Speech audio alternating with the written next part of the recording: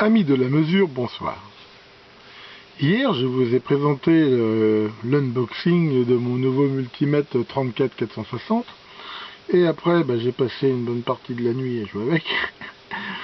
Et je résiste pas au plaisir de déjà vous montrer quelques petites particularités très intéressantes de ce multimètre qui en a pas mal en fait. Et alors je ferai plusieurs vidéos, je vais pas faire une présentation complète, ça serait trop long. Donc là aujourd'hui j'ai décidé de vous montrer un truc qui est vachement pratique qui s'appelle le probe hole. Donc là je viens juste de l'allumer. On voit aussi là qu'il marche avec une très grande précision, mais à la limite c'est pas vraiment utile. Donc déjà en appuyant ici sur le menu display, ici on peut, si on veut, changer manuellement la précision. Donc ici j'ai choisi par exemple une précision beaucoup plus faible, de 1 mV, enfin à la limite pour ce que je vais faire ça me suffit. Alors c'est quoi ce système probe hold? En fait il arrive très fréquemment quand on fait des mesures, surtout sur des petits circuits CMS ou pas tellement accessibles, qu'on ait du mal à regarder à la fois sa sonde et la mesure. Et voire même, et ça m'est malheureusement déjà souvent arrivé, on fait des courts-circuits, des choses comme le système probe hold, il est très bien étudié. Il va permettre de prendre un certain nombre de mesures sans regarder l'écran. Et le multimètre, il détectera à chaque fois qu'il y a une variation significative un petit peu de la tension. Et après, on peut regarder les mesures mémorisées. Alors comment on fait pour le faire fonctionner? Donc ici, les boutons ici d'accès, on a un shift qui permet en fait d'accéder à la valeur ici qui est en bleu. Donc ici, je choisis probe hold. Et on voit que probe hold, ici, j'ai un certain nombre de mesures. Donc par exemple, là, je vais mesurer une première tension. On voit qu'il fait un bip et il m'affiche 8,22. Mais à la limite, je regarde même pas.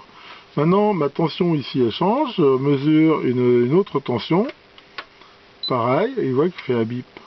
On mesure encore une autre. Voilà, et ainsi de suite. Et maintenant que j'ai fait ma série de mesures, on voit que elles ont toutes été mémorisées. Et ici, voilà, je vois que j'ai mesuré un coup 8,22, 14, 2,34, 11,40. Et on peut en mémoriser comme ça, en fait, jusqu'à 8. Et à tout moment après, on peut effacer. Ce qui est surtout intéressant, c'est que ça, on peut aussi, si on veut, le mémoriser.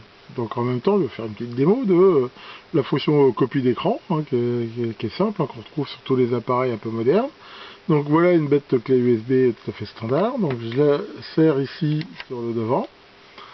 Et maintenant, grâce au menu ici qui s'appelle Utility,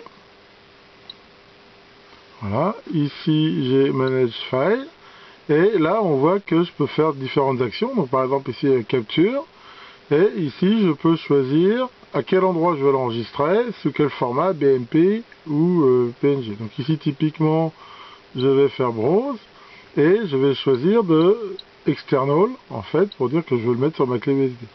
Et maintenant, je peux changer ici mon nom d'écran. Donc là, File Name, donc en fait, c'est un système assez simple, où on peut, voilà, ici, choisir le truc qu'on veut. Et tout ce que j'ai à faire maintenant, c'est appuyer sur Save Screen. Alors, bien sûr, il ne sauve pas ce screen-là, mais celui qui est en cours. Donc, une fois que c'est fini, on peut sortir ici. Et on revient tel qu'on est. Voilà, donc là je vous ai inséré dans la vidéo la copie d'écran obtenue. Donc on voit c'est exactement une copie fidèle de l'écran qui permet donc de regarder les mesures autant qu'on veut. Donc voilà, pour cette première petite présentation, on voit que c'est vraiment ça un truc, je pense que j'ai pas mal l'utiliser parce que c'est vraiment une fonctionnalité que je trouve super sympa. Merci beaucoup de votre attention et à bientôt pour de nouvelles vidéos.